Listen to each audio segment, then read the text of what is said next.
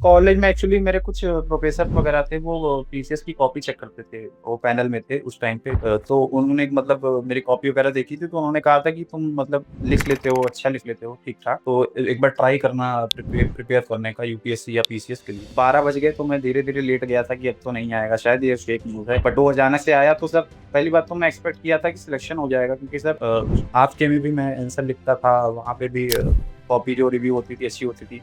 कुछ तो best copy में भी थी, प्लस एक दो और टेस्ट सीरीज लिखा था, उसमें भी मार्क्स अच्छे आते थे। तो ये तो था सर कि मुझे ये पता था कि सिलेक्शन हो जाएगा, बट सर्विस मैं थोड़ा ऊपर की चाहता था कि एटलीस्ट 5400 ग्रेड पे की कोई मिल जाए। सर बेसिकली इसका यही है कि हमारे बीच में से ही लोग सिलेक्ट होते हैं, तो हर हर इंसान एक ऐसा होता है इसके आस-पास कोई सिलेक्ट हो रहा होता है। और इंसान यही सोचता है कि यार मैं भी तो सेम ही पढ़ रहा था, बट मेरा नहीं हुआ, इनका हो गया। तब उस टाइम मैं अपने आप से यही कहता था कि अभी मेरा टाइम नहीं है, कुछ भी गलती रह गई उसको पहले तो आइडेंटिफ़ाई करके उसको सही करना है। क्योंकि ऐसा सर नहीं होता है कि हम सब कुछ ही अच्छा कर दें और फिर खराब हो जाए, कुछ ना कुछ कमी होती है। सर मेरे भी मेंस में कुछ ना कुछ कमी तो रही होगी, तभी थोड़ा कम रह गया। मैं पेपर में तो रिफ्लेक्ट कर पाया था, क्योंकि कुछ चीज़ें जो थी वो आपकी मैं पहले दिन से ही स्टार्ट कर दिया था। जैसे आपने कहा था कि इंट्रो कंक्लूजन का सेपरेट कॉपी बना लो, वो मैं पैरेलल बनाता रहता था। और उसके बाद जो ग्राफ वाले पॉइंट्स थे या जो इनोवेशन कीवर्ड वाले थे, वो सभी मैं यूज़ करता था। सर बस वो फ़ॉर्मूला वाला जो था, फ़ॉर्मूला को मैंने एज़ अ मेन पॉइंट बहुत कम यूज़ किया है। मैं ज़्यादातर कंक्लूजन में ही यूज़ कर पाया था रियल एग्ज़ाम में, बट मैंने यूज़ किया था उसको भी। क्या हाल है बालक, कैसे हो? बढ़िया है सर, बढ़िया है। हिंदी माध्यम के बच्चे हो, बढ़िया ही रहते हो हमेशा, है ना? ये तो पॉजिटिविटी तो रहती है हिंदी मीडियम के बच्चों में, नहीं? जी सर, उसका ऑप्शन भी नहीं ना कुछ। नहीं, ऑप्शन तो है, इसमें क्या है? बोलते नहीं है बहुत खराब है, बहुत खराब है, इसमें क्या है? बट हाँ, हिंदी माध्यम में एक पॉजिटिविटी तो रहती है। जस्ट एक और हिंदी माध्यम की बच्ची से ही बात कर रहा था मैं, उससे मैंने बाद में वो सवाल पूछा था, जैसे सबसे पहले यही पूछूंगा सवाल कि ये एज ए हिंदी मीडियम, आपको क्या लगता है कि ये एज ए स्ट्रेंथ की तरह काम करता है कि एज ए वीकनेस की तरह काम करता है आपके हिसाब से? आप बहुत सारे अटेम्प्ट तो दिए नहीं, दो तीन अटेम्प्ट दिए हैं शायद आपने, बस, है ना? सर ये दूसरा था मेरा। हाँ, तो दो अटेम्प्ट में पेपर पास कर लेना मतलब क्या वो, बट फिर भी ऐसा हो सकता है ना कि अगर इंग्लिश होते तो और पहले नहीं हो जाता, या हिंदी के हो तो दूसरा हो रहा है। तो हिंदी एज ए मीडियम दो, एक रितेश के लिए और एक जनरल एस्पिरेंट्स को आप देखते होगे वहाँ, हिंदी मीडियम की क्वालिटी देखते होगे, कंटेंट की क्वालिटी, इंग्लिश मीडियम की क्वालिटी देखते हो, एक अप्रोच देखते होगे। तो मुझे, मैं दोनों समझना चाहूंगा आपसे कि एक तो रितेश को हिंदी की स्ट्रेंथ मिला थी, वीकनेस, और दूसरा जनरल। सर मुझे लगता है, अगर मैं अपने लिए देखूँ तो मुझे तो मतलब मेरे लिए एज़ ए स्ट्रेंथ ही है, क्योंकि मुझे कभी नहीं लगा कि मैं उसकी वजह से कहीं पीछे रह गया हूँ। जो पहला अटेम्प्ट था मेरा, मैं उसमें फ्री में बाहर हुआ था।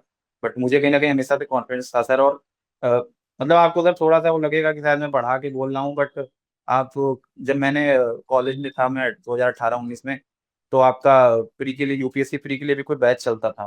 तो मैं वो देखता था टेलीग्राम पे, तो मेरा सर एक ड्रीम था कि कभी भी मैं मेंस दूँगा तो आपके साथ आपका बैच लेके दूँगा। तो थैंक्स यार। मुझे सर वो तो सर एक इत्तेफ़ाक था कि मैं इंग्लिश वाला जॉइन करने जा रहा था, बट वो एक एक इत्तेफ़ाक था कि आपने कहा कि मैं पीसीएस के लिए हिंदी में भी लॉन्च कर रहा हूँ, वरना मैं इंग्लिश वाला ले लेता था।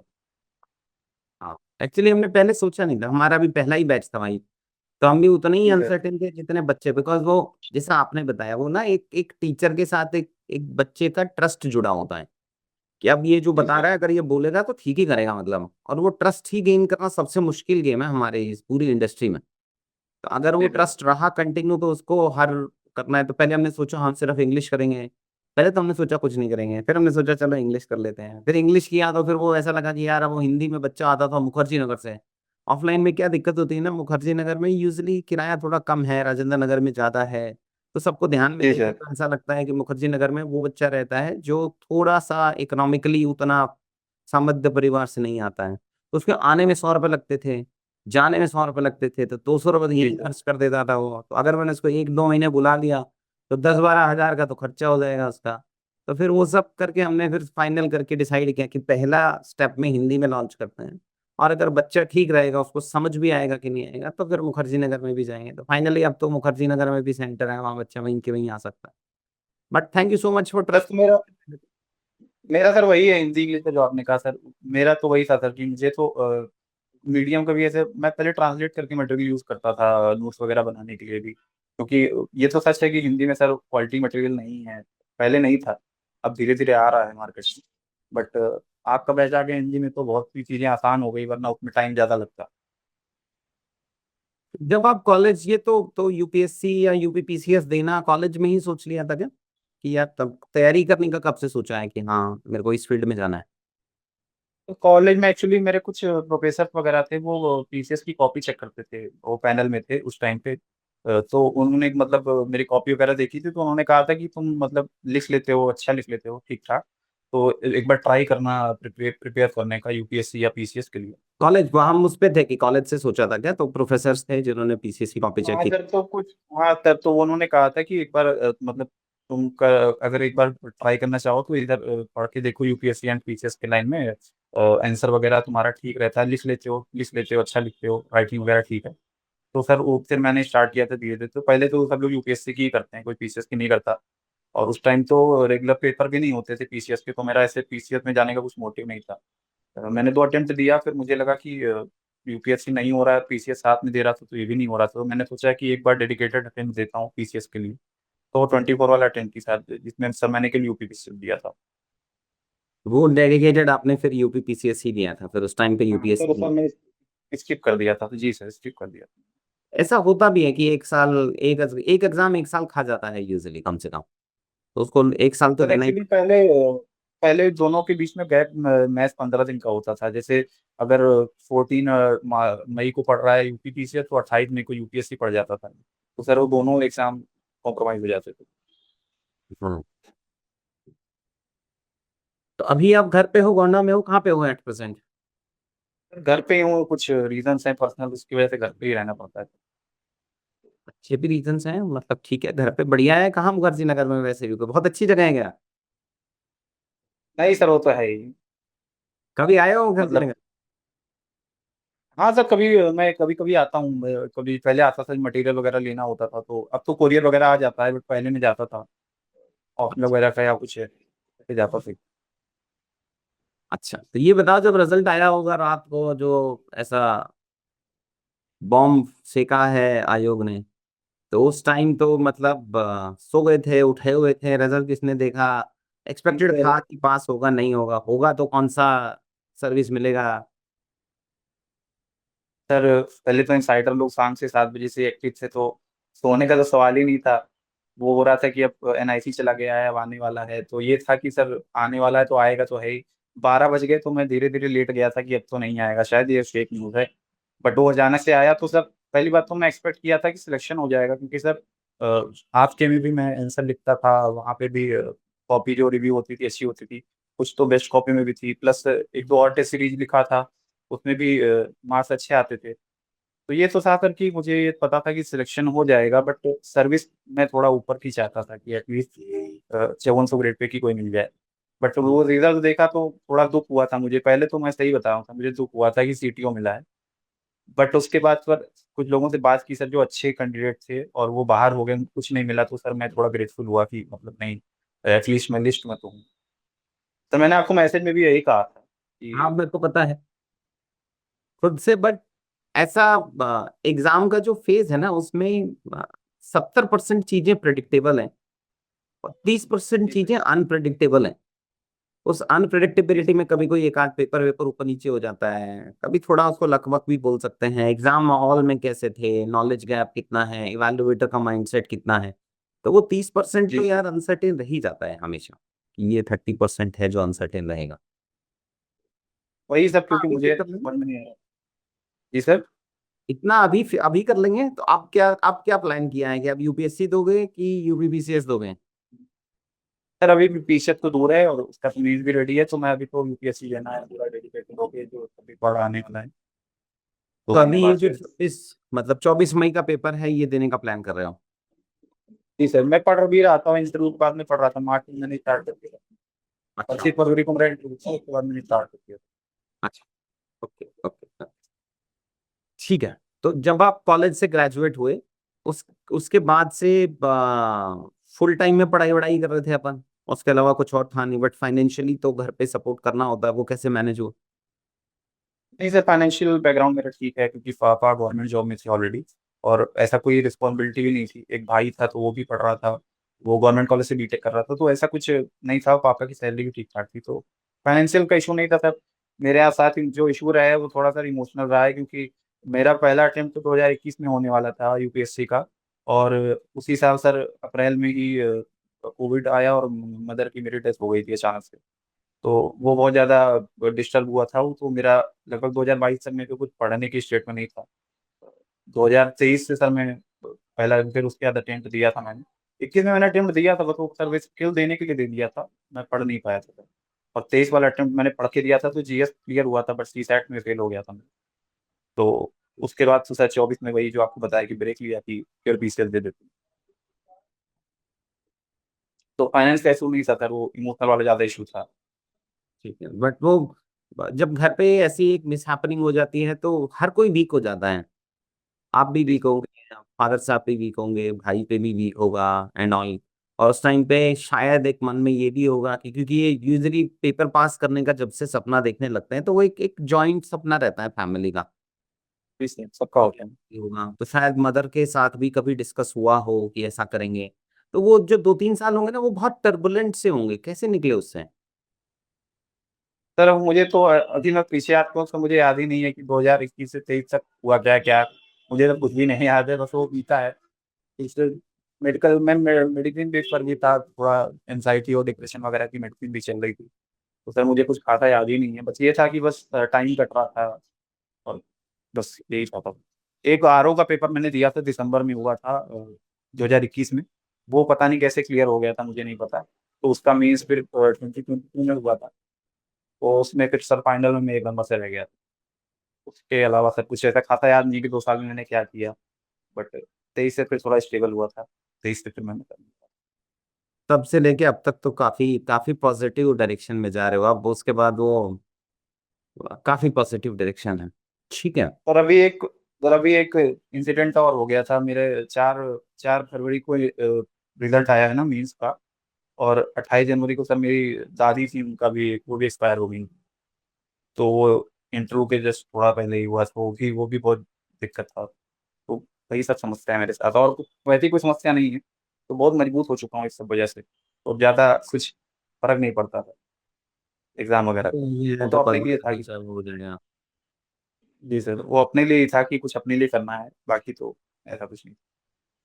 बहुत सारे बच्चे ऐसे होते हैं जो, देखो आपका लॉस है वो फिल नहीं हो सकता है, वो एक बहुत बड़ा लॉस है। बट बहुत सारे बच्चे ऐसे हैं जो एक दो अटेम्प्ट देके या यूपीएससी या यूपीपीसीएस की तैयारी करते समय ही 2-3 अगर फेलियर आ जाते हैं तो उसको एक बहुत बड़ा ही मतलब फेलियर मान लेते हैं जिंदगी में कि यार अब तो बहुत गड़बड़ है। तो आपने दोनों फेजेस देखे हैं, बल्कि आपने तीनों फेजेस देखे हैं।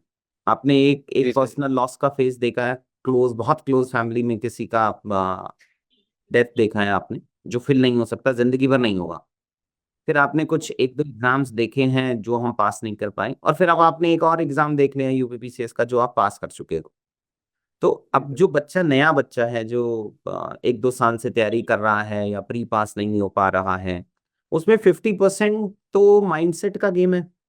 50% जी अगर सर। आप पॉजिटिव माइंडसेट से रहेंगे तो आप पास कर सकते हैं। तो अगर उन बच्चों को कुछ बताना चाहो कि भाई क्या सोचना चाहिए, मतलब क्योंकि जो जैसा जैसा आप सोचोगे वैसा वैसा ही फीड इन होता जाएगा हर दिन, तो जी कुछ सर। उसके रिगार्डिंग सजेशंस चाहूंगा मैं, नॉन एकेडमिक। सर कि पेपर के फेलियर को कैसे डील करना है, और कैसे मोटिवेट रहना है। सर हाँ। बेसिकली इसका यही है कि सर बेसिकली इसका यही है कि हमारे बीच में से ही लोग सिलेक्ट होते हैं। तो हर हर इंसान एक ऐसा होता है इसके आसपास कोई सिलेक्ट हो रहा होता है, और इंसान यही सोचता है कि यार मैं भी तो सेम ही पढ़ रहा था, बट मेरा नहीं हुआ, इनका हो गया। सर उस टाइम मैं अपने आप से यही कहता था कि अभी मेरा टाइम नहीं है, कुछ भी गलती रह गई हो उसको पहले तो आइडेंटिफाई करके उसको सही करना है। क्योंकि ऐसा सर नहीं होता है कि हम सब कुछ ही अच्छा कर दें और फिर खराब हो जाए। कुछ ना कुछ कमी होती है। सर मेरे भी मेंस में कुछ ना कुछ कमी तो रही होगी, तभी थोड़ा कम रह गया। तो सर उसको आइडेंटिफाई करना बहुत ज़रूरी होता है कि अगली बार हम वो रिपीट ना करें, क्योंकि अगर हम सेम बार वही चीज़ गलती रिपीट कर रहे हैं। जैसे सर मैं बहुत लोग को जानता हूँ मेरे साथ के, वो 4 बार मीन्स 5 बार मीन्स दिए हुए हैं, बट वो हर बार सेम पैटर्न पे लिखते हैं, तब तो वो रिजल्ट सेम आता है।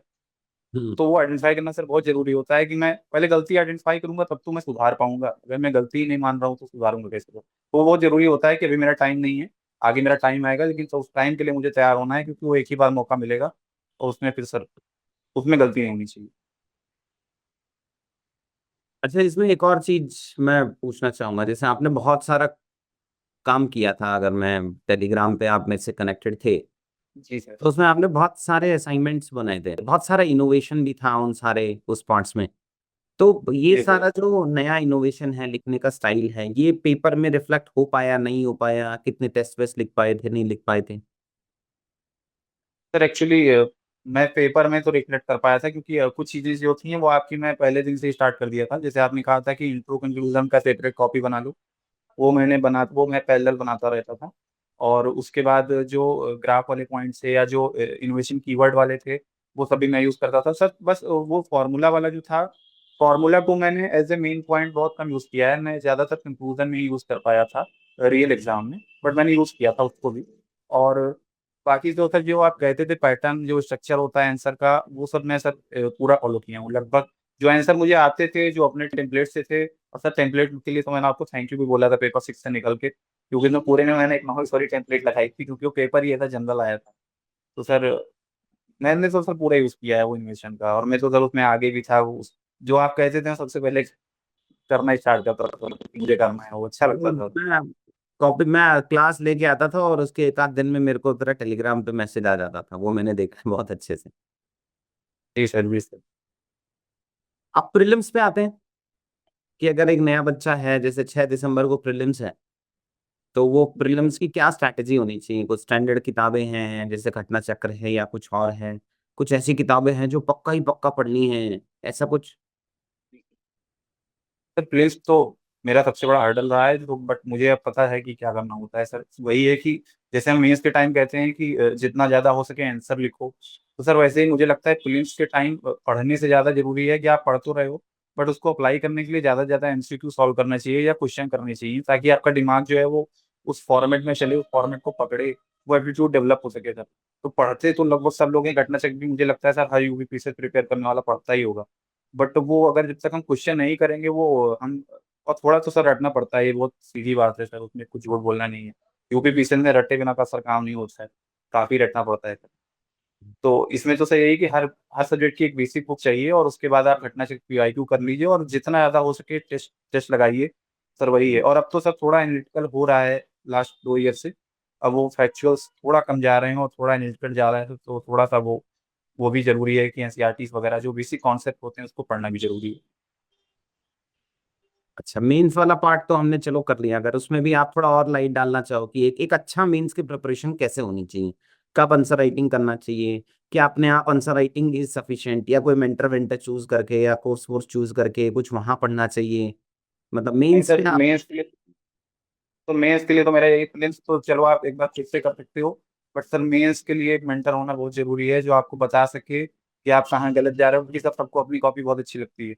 तो मेंस के लिए मेंटर होना सर बहुत ज़रूरी है, जो आपको बताए कि कहाँ कब क्या करना है, कब कौन-सा चीज़ करनी है, क्या नहीं डालना है, कैसे डालना है, कितना डालना है। ये सब मेंस के लिए सर मेंटरशिप या कोर्स बहुत ज़रूरी होता है। और ये जो 6 पेपर हैं और एस्से है और हिंदी है, कभी कभी क्या होता है जी इन सर। 8 पेपरों में कहीं ना कहीं हम कम वेटेज दे देते हैं किसी चीज को, तो कुछ इसमें सजेशन देना चाहो कि भाई ये एक दो तो पक्का पक्का बहुत अच्छे से करने हैं? सर हिंदी में लोग बहुत कम, मुझे मेरा जितना अनुभव है सर, हिंदी को लोग बहुत इग्नोर करते हैं। वो लास्ट टाइम पढ़ना स्टार्ट करते हैं जब पेपर आने वाला होता है। बट मैंने रिजल्ट आने के पहले ही हिंदी कवर कर ली थी, क्योंकि मुझे पता था कि उसमें अगर ग्रामर वाला क्वेश्चन कर लेंगे तो 70 60 70 नंबर वहाँ पे मिल जाते हैं। तो सर वो बहुत अच्छा होता है कि उसमें 100 नंबर के आसपास आ जाए। और ऐसे को भी लोग सर कहीं ना कहीं इग्नोर किया करते हैं कि मैं कल से लिख लूंगा, मैं परसों से लिख लूंगा, मैं भी पढ़ा नहीं हूँ। तो सर मुझे लगता है ये 2 पेपर को अगर अच्छे से करते ना हो सर, एथिक्स को भी लोग लाइटली लेते हैं, क्योंकि एथिक्स में सर लोग लिखना नहीं चाहते हैं जल्दी, वो पढ़ते ही रहते हैं, अलग-अलग नोट्स, कोट्स ये सब कलेक्ट किया करते हैं, बट लिखते नहीं। सर ये 3 पेपर इग्नोर होते हैं बहुत ज़्यादा। लोग जीएस 1, 2, 3 पे तो ध्यान देते हैं, बट ये इस पे ध्यान नहीं देते सर। अच्छा। और आंसर राइटिंग कब से करनी चाहिए, क्या लगता है, अगर कोई नया बच्चा है एकदम, जैसे कॉलेज से जस्ट पास आउट हुआ है, या फिर एक प्री दिया है बस? सर अगर एक ही प्री दिया है, अगर उसके पास, सर मुझे लगता है एटलीस्ट कुछ तो वो जान जाए कि आंसर लिखना कैसे है, कुछ तो क्या कंटेंट हो, वरना देख के अगर लिखेगा कोई मतलब नहीं है। मेरे हिसाब से अगर वो आधा 1 महीना हो गया है, वो कोई भी सेक्शन पढ़ लिया हो, कोई भी टॉपिक पढ़ लिया हो, तो उसको आंसर राइटिंग स्टार्ट कर सकता है, बट कोई मेंटर होना चाहिए सर। जो उसको बताए कि अब ये ठीक है, ये गलत है, पर अपने आप से नहीं हो पाएगी। कोई मेंटर जरूरी होता है सर। और अगर अभी जैसे 6 दिसंबर को प्रीलिम्स का एग्जाम है और 8 एक महीने हैं अपने पास में, मोटा मोटी 8 9 महीने हैं, तो अभी कैसे कैसे जी डिवाइड सर। करना चाहिए? सर अभी तो प्रॉपर मीन्स पे टाइम देना चाहिए, जिसका मीन्स नहीं प्रिपेयर है उसको पूरा मीन्स पे टाइम देना चाहिए। अगर दिसंबर में प्री है तो मुझे लगता है सितंबर लास्ट से, जिसका कभी प्री नहीं हुआ है तो वो सितंबर लास्ट से शुरू कर दे, वरना जिसके हो जाते हैं तो वो अक्टूबर नवंबर से भी स्टार्ट कर सकता है। बट उससे पहले सर अपना मीन्स के 8 पेपर अच्छे कर लेने हैं, सबकी नोट्स होनी चाहिए, सब प्रॉपर आंसर राइटिंग हो जाना चाहिए, पीवाईक्यू हो जाने चाहिए सर, ये सब रेडी हो जाना चाहिए। इससे पहले मैं आपके इंटरव्यू वाला एक्सपीरियंस पूछना चाहूंगा, बट उससे पहले मैं कुछ और डिस्कस करना चाहूंगा। You might find it a bit odd, जैसा मेरा है पिछले 1 1.5 साल 1.25 साल के आसपास है भाई मुझे, जो मैं हिंदी मीडियम में यूपीएससी और अभी यूपीपीसीएस में गया हूँ। तो मेरी कुछ ऑब्जर्वेशंस हैं, मैं वो गलत हो सकता हूँ, आप उसी बैकग्राउंड से आते हो, पेपर पास हुआ है, तो आप मुझे थोड़ा ठीक कर सकते हो, आप मुझे बता सकते हो कि ऐसा ठीक है कि नहीं है। हिंदी मीडियम में जो चुनौती है, जैसे अगर मान लो कि यार ये 2 3 चुनौतियां हैं जिस वजह से हिंदी माध्यम का जो बच्चा है वो ज्यादा से ज्यादा यूपीएससी भी पास नहीं कर पा रहा है, और अब तो यूपीपीसीएस में भी इंग्लिश मीडियम के नंबर ऑफ कैंडिडेट्स जो सेलेक्ट हो रहे हैं वो फाइनली पढ़ रहे हैं। अगर हम वो लिस्ट जी करना सर। चाहें, जैसे अगर मैं पर्सनली एज ए टीचर, तो मेरे को बहुत क्लोजली जानता है, अगर मैं काम करना चाहूँ कि यार ये 2 3 चीजें हैं जिसमें हिंदी माध्यम में और काम किया जा सकता है, तो आपको क्या लगता है वो 2 3 चीजें क्या हैं जो जो एक बच्चे को उन चीजों पे ध्यान देनी पड़ेंगी, मतलब वो प्रैक्टिकली सोचना पड़ेगा? पहली बात तो है मिसगाइडेंस बहुत ज्यादा है सर, कोई भी बता देता है, वीडियो में कोई भी बताया करता है कि आंसर कैसे लिखना है, जिसने कभी खुद भी मेंस नहीं दिया है वो भी सर कॉपी चेक कर रहा है। तो सर स्ट्रक्चर होना बहुत जरूरी है, क्योंकि सबसे पहले जरूरी है सर कि लोग जो सीखे हुए हैं, पहले तो लोग नया सीखने के लिए सब तैयार हो, सबसे जरूरी तो यही है सर। जैसे आप ही इनोवेशन वगैरह करना चाहें तो बहुत लोग थे जो अपोज भी कर रहे थे कि ये ऐसे इससे क्या होगा, ये तो टाइम वेस्ट है, क्योंकि सर आपको वो पता है। इतना लंबा प्रोसेस होता है, इतना लंबा प्रोसेस होता है सर, तो वो लोग तैयार ही नहीं होते हैं पहली बात तो सीखने के लिए। इंग्लिश में आपको दिखेंगे बच्चे जो तैयार हो जाएंगे, हिंदी में सर वो आपको रिजिडनेस दिखेगी कि नहीं नहीं अभी सब तो ऐसे होता था, ये कोई नया थोड़े है सर, ये इशू है सबसे ज्यादा। और दूसरा सर कहीं ना कहीं इशू है कि गलती नहीं मानते हैं जल्दी हिंदी मीडियम में लोग, वो वो अपने को ही कहते हैं कि मतलब गलती नहीं है, कुछ ऐसा हुआ होगा, बट सर अपनी गलती जल्दी मानते नहीं कि मेरे अंदर भी कुछ फॉल्ट हो सकता है। वो या तो कोचिंग पे या तो टीचर पे बहुत ज्यादा ओवर रिलाई कर जाते हैं सर, ये भी इशू है। वो गॉड फिगर जो वाला जो होता है ना कि भगवान बना देते हैं, वो भी इशू है सर। वो मुझे भी लगता है वो बहुत इशू है, जो नहीं होना चाहिए। आइडियली एक एक स्टूडेंट को स्टूडेंट रहना चाहिए, टीचर को टीचर रहना चाहिए। अगर अगर एज ए टीचर मैं कुछ गलतियां नहीं बताऊंगा आपकी, तो फिर वो गड़बड़ है, वो कहीं रोल जो मैं प्ले कर रहा हूँ वो कहीं जी सर। गड़बड़ है। एनीवेज उसके लिए आपको स्ट्रिक्ट होना पड़ता है, और हर किसी को स्ट्रिक्ट लोग पसंद आते नहीं है। पर ठीक है, जैसा है जी वैसा सर। कुछ और इम्प्रूव करेंगे। ठीक है, अब मैं आपके इंटरव्यू पे आऊंगा। कैसा रहा इंटरव्यू, क्या कुछ क्वेश्चंस पूछे? फिर इंटरव्यू तो वही हरीश प्रताप सिंह के बोर्ड में था, और इत्तेफाक से मेरा सर पहला ही इंटरव्यू था उस दिन।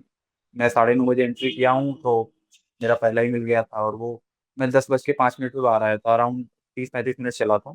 और पूरा मेरे बैकग्राउंड पे था, क्योंकि मेरी पीजी इकोनॉमिक्स में है, तो पूरा जो भी क्वेश्चन पूछे गए वो या तो स्टैटिक इकोनॉमिक्स के थे या तो आज के करंट सिनारियो से जोड़ के, जैसे ऑयल शॉर्टेज या ईवी वगैरह से उसी सब से पूछा गया। तो मुझे सर ऐसा कोई बाउंसर क्वेश्चन नहीं दिया गया, लगभग सारे क्वेश्चन मेरे जो हम मैं एक्सपेक्ट किया था, और आपने भी जो सर वो बना के दिया था एक्सपेक्टेड क्वेश्चन वाला, सर उसी से फंसे थे ज्यादातर क्वेश्चन, ऐसा कुछ नहीं था कि नया पूछ लिया हो, कुछ बहुत प्रिपेयर्ड था पर उसमें। अच्छा। ठीक है, अब थोड़ा प्रिपरेशन फेज में थोड़ा सा और आता हूँ। देखो, आपके प्रिपरेशन के जो खराब फेजेस हैं वो हमें पता है कि जब जब आपको थोड़ा इमोशनल सेटबैक हुआ है, और कोई ऐसे अच्छे इवेंट भी हुए होंगे कि जिसको देख के लगा होगा कि नहीं यार, अब ठीक है, ये बढ़िया है, या कोई ये कंटिन्यूअस सपोर्ट रहा होगा कि यार इस ये है एक ऐसा जिसके थ्रू वो फादर साहब हो सकते हैं, भाई हो सकता है, ग्रैंडफादर ग्रैंड पेरेंट्स हो सकते हैं। सर एक्चुअली पापा का ही सपोर्ट रहा है स्टार्टिंग से ही, क्योंकि जब भी ऐसा होता था तो पापा जानते हैं, क्योंकि पापा गवर्नमेंट लाइन में ही है, तो उनको पता है कि उनके अधिकारी वगैरह से भी वो बात वगैरह करते रहते हैं। तो वो हमेशा यही था उनका कि नहीं नहीं कोई दिक्कत नहीं, मैं बैठा हूँ, तुम आराम से करो, अभी नहीं हो पाएगा तो अगले टाइम में करना, लेकिन कोई वैसे लोड मत लो, तुम अभी जितना कर सकते हो करो। और सर मेरे जो रिलेटिव हैं सब क्लोज रिलेटिव या क्लोज दोस्त हैं, वो भी सर मुझसे मतलब मुझसे ज्यादा उनको यकीन था कि मेरा हो जाएगा, अगर मुझको मेंस लिखने का मौका मिलेगा तो मैं मेंस से बाहर नहीं होगा सर, उन लोग को ज्यादा यकीन था, मुझसे ज्यादा यकीन था। और सर मैं मतलब मेरा पहला ही मीम्स है, आज से इससे पहले मैंने कोई मीम्स नहीं लिखा है, क्योंकि मेरा फ्री ही सबसे बड़ी हर्डल रही है मेरे लिए। तो ये मेरा पहला ही मीम्स था सर। उसकी वो भूख मुझे आपके असाइनमेंट्स में दिख भी जाती थी। अब पहला मीन्स को आप एज ए स्ट्रेंथ भी देख सकते हो, एज ए वीकनेस भी देख सकते हो।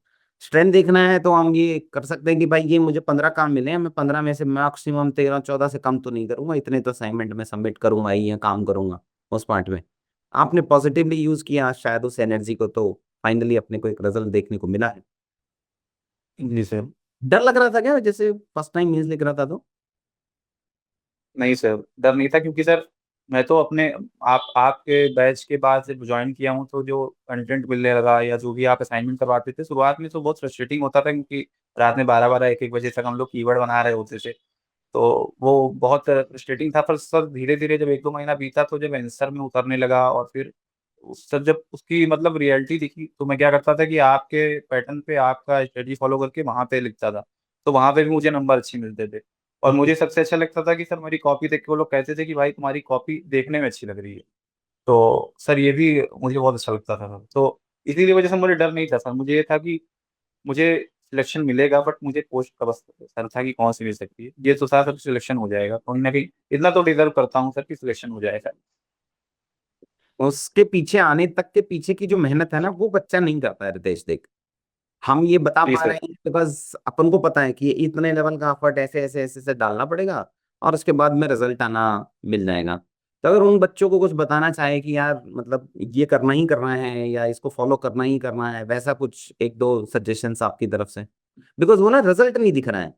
ऐसा नहीं होगा कि मतलब आज से मैं ये मेहनत करना शुरू करूंगा, आज से कीवर्ड निकालूंगा, आज से ग्राफ निकालूंगा या आज से ये पढ़ूंगा और कल रिजल्ट आ जाएगा ना। 1 1.5 महीने का ब्लाइंड फेथ करना पड़ेगा आपको कि ये आ गया है मेरे पास तो मुझे ये करना है। फिर 6 8 महीने बाद रिजल्ट आता है। जी सर। सर मुझे लगता है कि वही है कि डॉक्टर और टीचर पे सर ब्लाइंड फेथ करना पड़ता है, वरना वो असर नहीं करता है। अगर डाउट करेगा कोई प्रोसेस पे कि ये कुछ काम आगे आएगा भी कि नहीं आएगा, तो वो उतने मन से उतना डेडिकेशन से वो करेगा नहीं, और वो करेगा नहीं तो उसको फिर उसका सर यूज़ नहीं मिलेगा।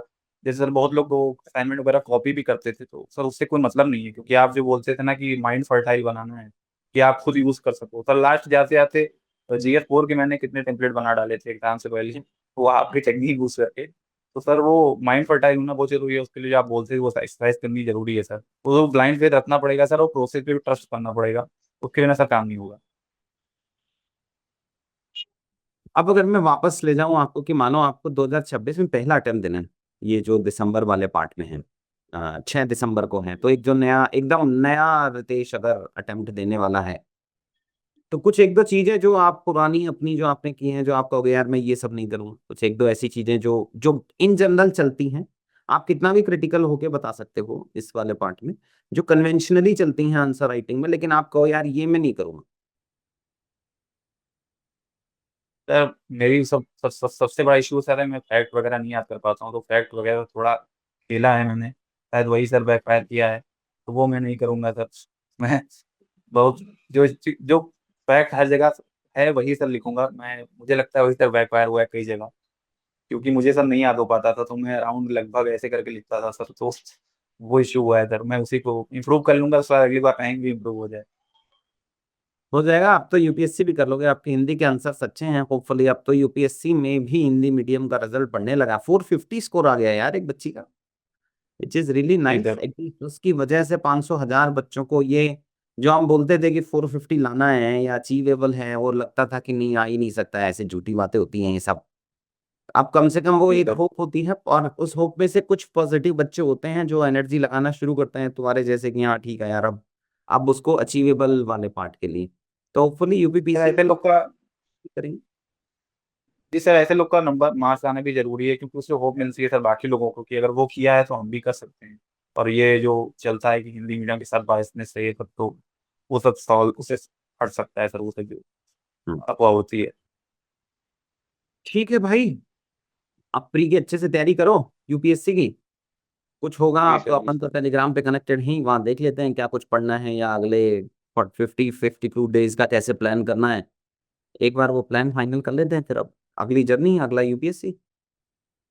जी सर। जी बिल्कुल। ठीक है। तो ठीक सब है। ठीक रहा तो सब ठीक रहा तो यूपीएससी का भी क्यूपी ज्वाइन करूंगा इसी साल।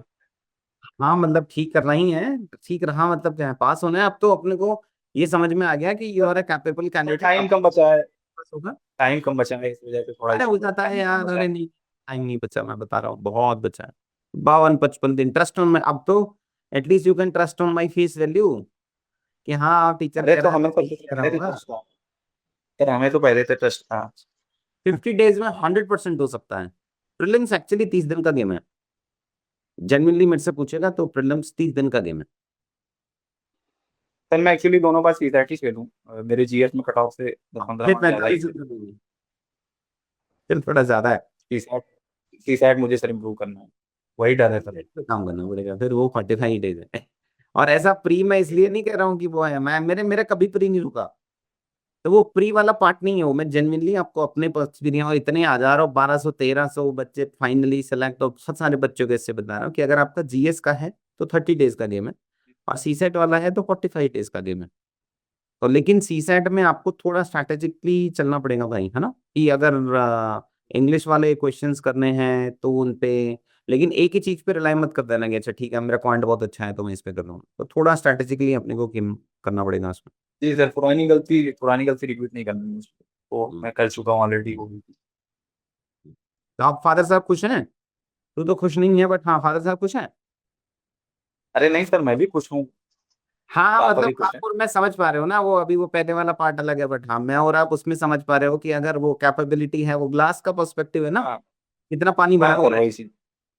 अगर वो एक पास हो यार जाता है फिर अपन तो ऐसा 1-2 दिन में ही स्विच हो जाते हैं ना कि हाँ यार और बेहतर हो जाता है यार, मजे आ जाते हैं पर शुरू में। पापा भी यही कहे थे मुझसे, उनको भी पता है कि मैं और अच्छा कर सकता हूँ, वो मुझसे यही कहे थे कि 5400 कैसे नहीं मिली कोई, तो हम बताए उनके, मुझे नहीं समझ में आ रहा है, वो तो मार्क्स आएगा तभी पता चलेगा। दस एक दिन वही की, चीज। बट अदरवाइज फादर साहब खुश हैं। हाँ सर खुश हूँ। गुड, बढ़िया है। चलो भाई मेहनत करो, फिर मिलते हैं अगले एग्जाम में। ठीक है सर, थैंक यू सर, बात करने के लिए। ओके बेटा, खुश रहो। Okay sir.